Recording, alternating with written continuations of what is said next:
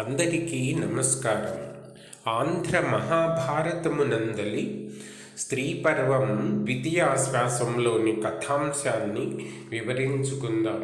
వివరిస్తున్నవారు బాలసుబ్రహ్మణ్యం, కలవలపల్లి. యాసం వసిష్ఠనప్తారం శక్తే పౌత్రమకల్మషం పరాశరాత్మజం వందే సుఖతాతం తపోనిధిం. జనమేజయ మహారాజునకు వైశంపాయన మహర్షి మహాభారత కథను చెప్తున్నాడు. ఓ జనమేజయ మహారాజా, శ్రీకృష్ణుని శపించిన గాంధారి ఘోరంగా విలపిస్తూ ఉంటే శ్రీకృష్ణుడు ఆ శాపాన్ని చిరునవ్వుతో స్వీకరించాడు. అప్పుడు ఆమెకు సమాధానంగా, అమ్మా గాంధారి, నీవు ఈరోజు ఇచ్చిన శాపం నాకు కొత్త కాదు. ఇది ఇంతకు ముందు ఉన్నదే.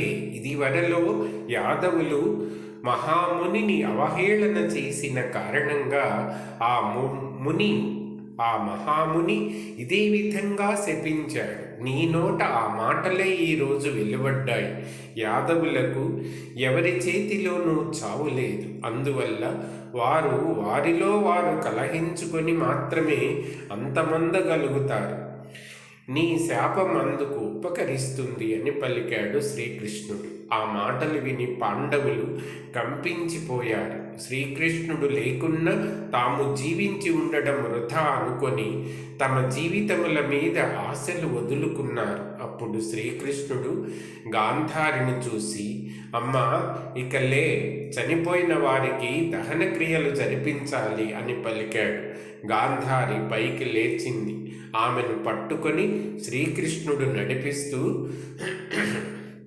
అమ్మా, నీ కుమారుడు సుయోధనుడు, దుశ్శాసనుడు చేసిన దుర్మార్గపు పనులు నీవు ఎరుగవా? నీ కుమారుని దుష్కృత్యములు నేను కానీ, భీష్ముడు కానీ, ద్రోణుడు కానీ, కడకు నీ భర్త ధృతరాష్ట్రుడు కానీ మాన్పలేకపోయాము కదమ్మా. వారి దుర్నయముల వల్ల కదమ్మా ఇదంతా ఇంతటి చేటు దాపురించింది. అందుకు నన్ను నిందించి ప్రయోజనమేమిటి? ఇకనైనా శోకం మానుకో. ఇలా శోకిస్తుంటే నీ శోకం రెండింతలవుతుంది. నీవు వీరమాతవు, మహావీరులను పుత్రులుగా పొందావు. వారి మరణానికి శోకించతగదు అన్నాడు. ఈ మాటలకు గాంధారి చింతించడం మానుకుంది. ధృతరాష్ట్రుడు ధర్మరాజును చూసి, కుమారా, ఇరుపక్షములలోని సైన్యముల లెక్క నీకు తెలుసు కదా. ఇరుపక్షములలో సైన్యం ఎంతమంది మరణించారో చెప్పగలవా అని అడిగాడు. ధర్మరాజు సమాధానంగా, తండ్రి, మన సైన్యంలో ఉత్తమ క్షత్రియులు 76,20,000 మంది, మిగిలిన సైనికులు 24,000 మంది యుద్ధంలో చనిపోయారు. వీరందరూ యుద్ధంలో చనిపోయారు కనుక వీరస్వర్గం అలంకరించారు. కానీ కొంతమంది భయపడి పారిపోయారు. వారు గుహ్యక లోకానికి వెళ్తారు. కానీ యుద్ధంలో ఏ విధంగా మరణించినా నరకలోకానికి వెళ్ళరు అన్నాడు. అందుకు ధర్మరాజు, ధర్మజ, యుద్ధంలో చనిపోయిన వారిలో అనాథలైన వారు ఉన్నారు కదా, వారికి అగ్నికార్యం చేయడంలో తప్పేమీ లేదు కదా అని అడిగాడు. ధర్మరాజు, మహారాజా, ఈ యుద్ధమే ఒక మహాయజ్ఞం. ఈ మహాయజ్ఞంలో ఆహుతి అయిన వారందరూ అగ్ని కార్యమునకు అర్హులే. ఇక్కడ మరణించిన అనాథలకు అగ్ని కార్యం నెరవేర్చి ఉత్తమ గతులు ప్రాప్తించేలా చేద్దాం అని పలికాడు.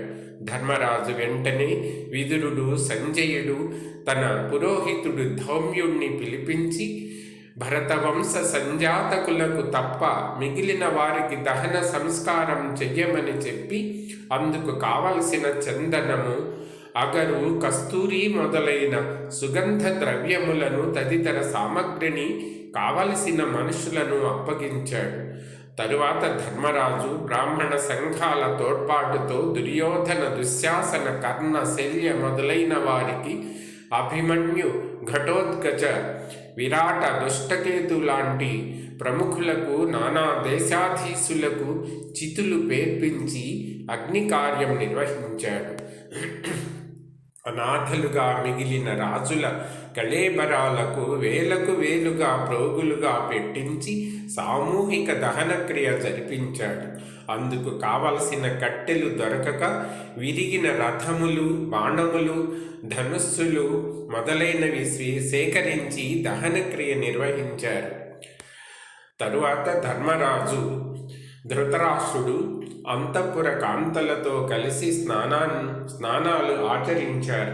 కౌరవులందరికీ ధృతరాష్ట్రుడు తర్పణములు విడిచాడు.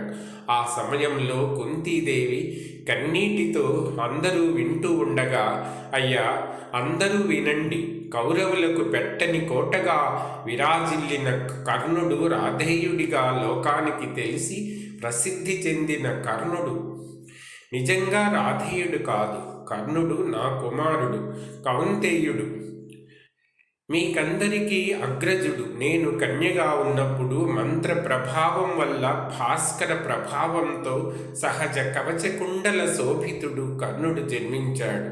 కనుక మీరు కర్ణునికి తిలోదకాలు ఇవ్వండి అని ధర్మరాజుతో చెప్పింది. ఆ మాటలకు ధర్మరాజు వివస్సుడయ్యాడు. మిగిలిన వారు అమిత దుఃఖమునకు లోనయ్యారు. ధర్మరాజు ఎలాగో మాట పెగుల్చుకొని, అమ్మా, కర్ణుడు నీకు జ్యేష్ఠపుత్రుడు, మాకు అన్నగారు. కొంగున నిప్పు కట్టుకున్న చందాన ఈ నిజం ఇంతకాలం ఎలా దాచావమ్మా?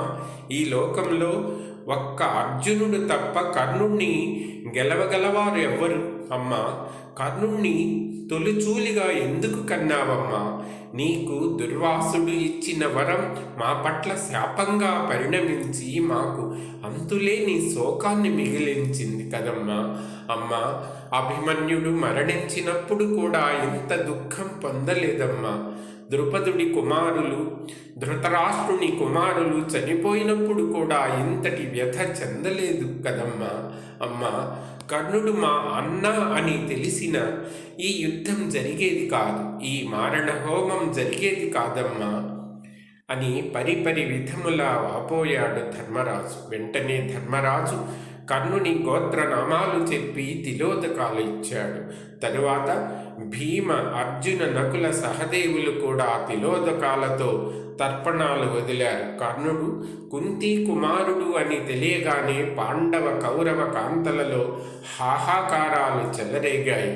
ధృతరాష్ట్రుడు కూడా గాంధారితో చేరి కుంతీదేవితో కలిసి ఉదక కర్మ చేయించాడు. వెంటనే ధర్మరాజు కర్ణుని పట్ల సోదర భావంతో కర్ణుని భార్యలను, అతని బంధువులను పిలిపించి సముచిత రీతిని గౌరవించి ఓదార్చాడు. వారితో కర్ణుడికి ఉత్తమలోక ప్రాప్తి కోసం అనేక దాన ధర్మాలు చేయించాడు. తరువాత బంధువులు, మిత్రులు అందరితో కలిసి ధర్మరాజు గంగానదిని దాటి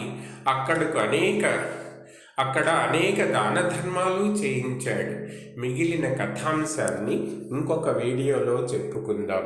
ధన్యవాదాలు.